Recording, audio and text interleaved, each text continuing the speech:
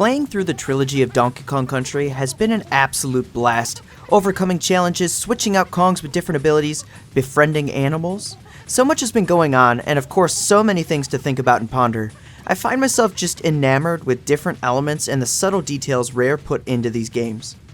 We went through the original country, then we went into newer territory in Country 2, and now it's time to explore the northern Kremisphere. But before we hit the first mystery, please be sure to drop a like on this video to help spread my content around YouTube. A lot of my regular viewers of my content aren't subscribed, and there's plenty more where this came from. So please go smash that subscribe button. Now let's get into it. This is the Mysteries of Donkey Kong Country 3 Dixie Kong's Double Trouble, the game that puts the country in Donkey Kong Country.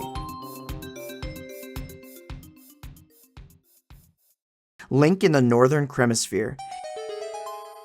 If you go to the Bazaar's general store and buy the yellow shell for 5 coins, a new option appears that says, "So who owns the castle?" If you click it, he will tell you that the information is worth 2 coins. Instead of paying, say to him you're saving it for Swankies, and he'll tell you some guy named Link came in asking the same question and ended up paying him 500 rupees. It's a small detail in the game easily overlooked, but this, along with Cranky's heroes, confirms Link is wandering around in Donkey Kong Country. The question is, how are they connected? Is Rool in the same world as DK Country? Is it through a warp situation Link got here? We know this world is fairly connected to the Marioverse, I believe personally through warp pipes. But it makes you wonder how Link got here. Even if it's the same world, does that mean he's sailing? Which Link are we talking about? Tiny and chunky colors. If you choose a save game file and hit LRRL, then enter the word color, when you hit start you'll hear a monkey noise, and this will swap the colors of Dixie and Kitty from pink and blue to purple and green. A very familiar color scheme to DK64 fans. Further connections are the fact that Chunky is stated to be Kitty's brother, and Tiny is stated to be Dixie's sister. Chunky and Tiny also being cousins like Dixie and Kitty. I believe the color choices for Chunky and Tiny were a reference to this palette swap cheat code. A fun nod to the previous game. Rool uses magic? To unlock the true ending of the game, you must free the Banana Bird Queen. The Queen is trapped behind a barrier with strange symbols on it and goes on to state she is trapped by a powerful magic spell and that only her children can free her. Spell? Rool is a crock of science. Since when does he ever use magic?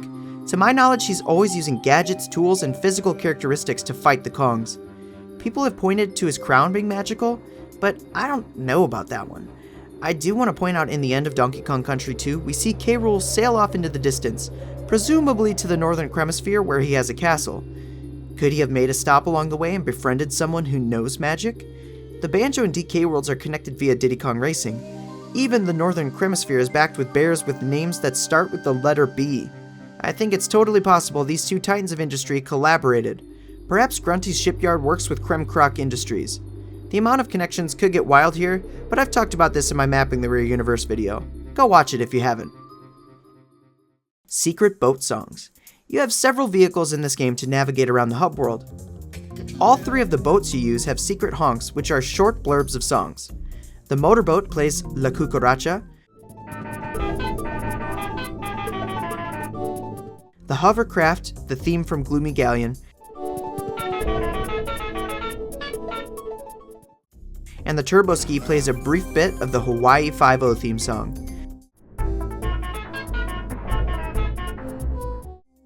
Just a really fun small detail you guys should go try for yourself. Press and hold the X button and then tap the L and R buttons at the same time to trigger this. Rool is married? Yeah, you heard that right. When fighting him at the end of the game, he's a bit worried his wife will be upset with him for using all her nice pots and pans to create chaos, and we just trashed him. I can't be the only one curious as to what the Kremling who captured this king's heart looks like, but did you know we actually can see what she looks like? In the manga series Forkoma Gag Battle and Forkoma Manga Okoku, she is illustrated on the pages. She's referred to only as Okusan, which is Japanese and just means wife. She wears a French maid outfit and appears to have shoulder-length blonde hair.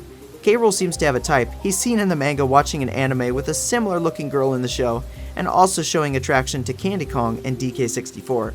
It doesn't seem to matter the species, Rool must just like blondes. But then again, who doesn't? Northern Kremisphere Tourism. Throughout our adventure, we can encounter so many strange things that seem to imply this is a popular vacation spot. I mean, the Brothers Bear cabins hold a variety of options. Chairlifts to help travel, a shop where you can purchase things you may need, a nature preservation shop, and they even give you advice in areas to look around for. We have hiking trails and boat rental shops to help get around, as well as tons of cabins to stay in throughout all the winter levels. On top of this, in DK Land 3, there's a contest to see who can find the Lost World first, indicating they're welcoming visitors. And don't forget Link, who was also exploring here as I mentioned earlier. Not to mention Swanky's traveling minigame tent. Cranky seems to be enamored with it, and Swanky has a large prize pool of bear coins, which seems to be the currency of the Brothers Bear, meaning he must have a deal with them to be here. Could the northern Kremisphere be a popular tourist attraction in the DK country world? K. Rool's Super Brain. At the end of Donkey Kong Country 2, Diddy and Dixie essentially nuked Crocodile Isle by blowing up the Crocodile Core, which seems to contain some mysterious energy the Kremlings used to power things. Well, it seems suggested that K. Rool was the only survivor of this incident, as he's the only one sailing away. Was he unharmed though? A quick look at his model shows his head has been mutated and expanded. On top of that, he also has hair? But that could just be for his outfit. The head thing is straight up a part of his body. It's also implied that he's heavily experimenting on things in the country. Check the buzzes, the various barrel Kremlings, even living barrels. So a lot of these creatures are mutated and some seemingly devolved from what Kremlings used to be like. He seems to be building an army, and he also seems way more intelligent than he used to be, having an escape plan and everything. The question now is, how did he go from this back to normal King K. Rool in DK64? The Kremean War. Through General Bazooka, we learn about an important event in the world of Kongs, the Kremean War. This was a time when the Kremling pirates invaded and apparently were stopped by bear soldiers. Not much is known about this war, but we can assume that this is why some Kremlings wore military uniforms in the past country games, remnants of the war. Curiously, there's a map in Bazooka's cabin. It's hard to make out, but it sort of looks like this section of the Kremisphere, and perhaps shows where they launched strike points and blasted, which affected the way the land is shaped. I certainly would love to learn more history about this war. The Mirror. It's an item that can be acquired from the general store for a ridiculous amount of 50 bear coins. We do learn that this mirror evidently belonged to Cranky Kong's great-grandfather. We can assume that Cranky probably traded it for something at some point and it found its way into the shop. But it seems like such a specific detail to have on an item that isn't really that significant. Well, have you paid attention to the other effects this mirror has aside from its use as an item? If the mirror is in the possession of Barter, he looks nicer. Without the mirror, it returns back to normal and he's messier. And if it's in the possession of Baffle, he speaks in reverse. This mirror seems to have an effect on the user holding it. I wonder if Cranky sold this item because of some bizarre side effects. It's probably best to keep it in the Kong family. I wonder what his great-grandfather used it for. DK is Chaos? It's revealed Chaos is in fact K. Rool's creation and he's in control. However, when we defeat K. Rool, DK says something peculiar. He was dreaming about the world's largest pile of bananas and then he was a power-crazed madman. Does this imply that DK was in control of Chaos? Could Chaos have actually been controlled by him this whole time? Does DK have secret desires of world domination and K. Rool just was manipulating those thoughts? DK is presented as a bad guy in some games. Perhaps his laziness is actually what's holding him back from his evil desires.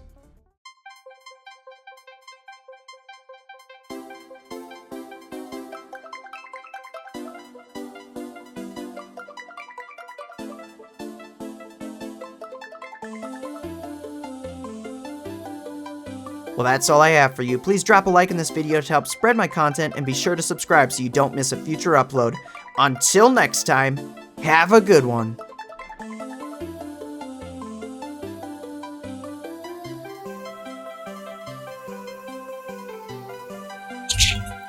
Jiggylookback!